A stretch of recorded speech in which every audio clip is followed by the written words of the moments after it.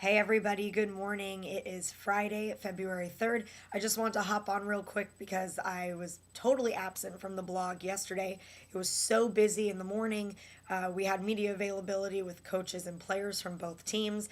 And then once noon hit, I was on Radio Row and I didn't leave till after 5 o'clock. So it was a really long day of networking, of mingling, meeting all kinds of people. I had some really, really fun times. I just wanted to give you my highlights from yesterday. So we'll start with the morning where we had coaches' press conferences. Both Bill Belichick and Tom Coughlin were in pretty jovial moods, which is rare for both of them. To keep it real. In fact, toward the end of Bill Belichick's press conference, one of the reporters said on the microphone something like, "You seem like you're in a really good mood, blah, blah, blah, blah, blah." And Belichick was like, "Oh, you mean this isn't how I always am?" And everybody was cracking up because no, Bill, that's not how you always are. In fact, we almost never see him that way. So that was really fun. And Tom Coughlin was also shooting the breeze with all the reporters asking him questions. He was taking jabs at reporters, making fun of them. It was really nice to see both coaches just lighten up a little bit and enjoy the experience. I'm sure because not only have they both been here, but they've both been here together, and I think they know that we are all in for something very, very special. So the day got kicked off really nicely with that, and then let's see. I loved seeing Brandon Spikes show up in his pajama bottoms to the media availability. What's not to like about that? You roll out of bed, you show up, and you do your job, and he did just that. Maybe my favorite interview of the day was Gerard Mayo. Turns out his grandfather was in the military, so Gerard has a lot of, what's the word I'm looking for?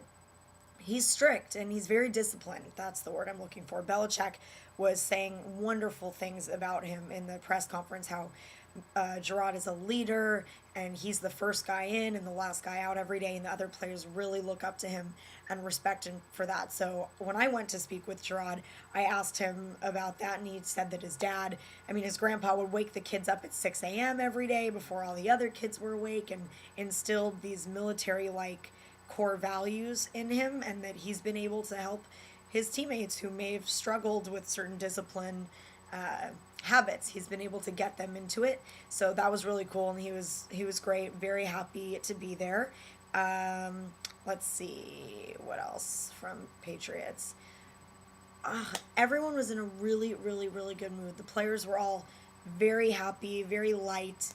When Rob Gronkowski stood up, he's like a dinosaur. He's like a T-Rex or something. The guy's huge. He stood up and said to me, "Damn, Jackie, did you shrink?" I was like, come on. I mean, I'm 5 feet tall. What does the guy want from me? But it was really funny and nice to see him just taking a break. Obviously, he's bombarded every 2 seconds with questions about whether he's going to practice, whether he's going to play. He did say he's just going day to day. Who knows what that means? But I have a feeling we're going to see the guy for at least some period of time. I have no inside knowledge of that. That's just my personal opinion. Bostonians. I caught up with Mark Herzlich at the Giants availability, and there's just something about him that I really like a lot. I feel like he's real.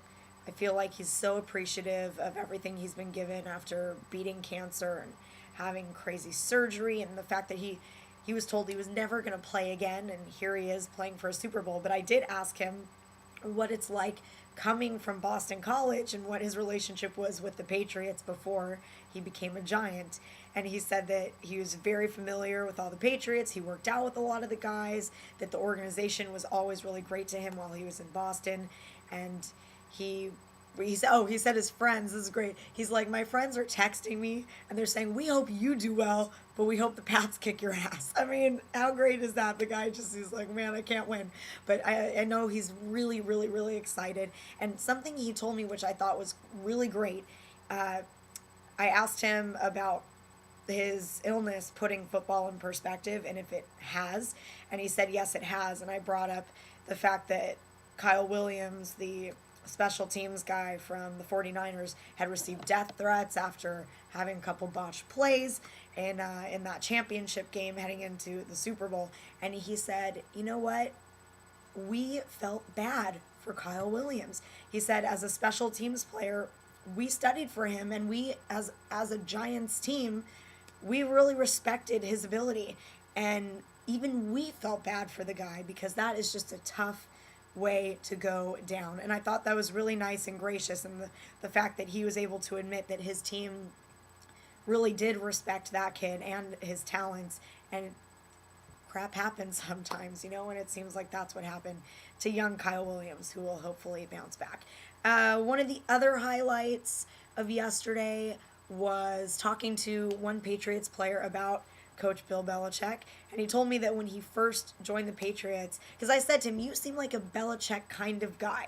You never say the wrong thing, you keep to yourself, and you work hard, and you've earned your spot, and all this other stuff. And he said, yeah, well, I didn't like Bill for a long time. It really took me a while to get used to him, and I thought that was really interesting. And he said that there came a point in his first season with the Patriots where Bill checked in with him and said, how are you doing? How are you adjusting? And he was like, oh man, it's been tough. And he was honest with his coach. And he said after that, something just changed. And now he really, really enjoys working for him. He loves being a Patriot. I mean, this is, a couple years later, but it was interesting that he really did struggle with his coach. A lot of players wouldn't tell you that. So that was really interesting to hear from him, especially heading into a Super Bowl.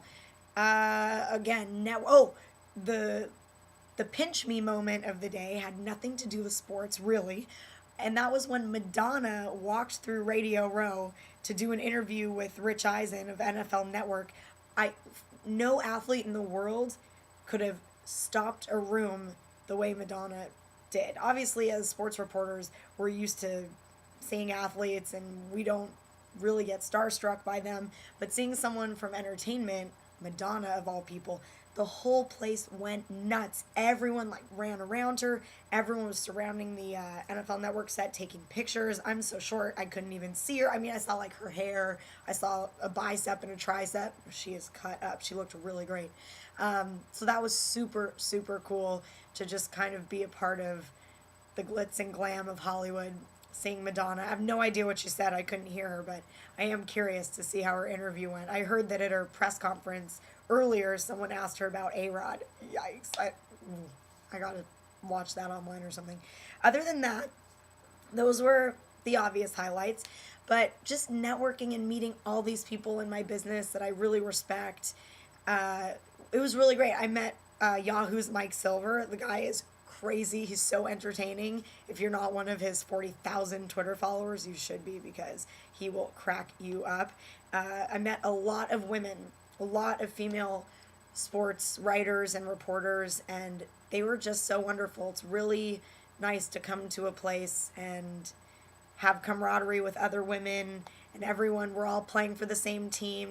There's no real competition. We're just doing our jobs, and it was great. Really, I met some really wonderful people. So yesterday was crazy. I can't wait for it today, Friday. I'm sure it's going to bring many more new experiences, but I just wanted to recap some of the things that happened yesterday. I didn't mean to leave you guys in the dark, but hopefully you get kind of a feel of what it has been like to cover a Super Bowl and the way the schedule is and the attitude of the people and all that jazz. So with that, I'm signing off. I talked too long, and you should probably count how many times I said the word nice. I think I said it 1,000 times. I got to work on that. Anyway, I hope you guys are all having a great start to your Friday, and I will check in with you later, okay? Bye.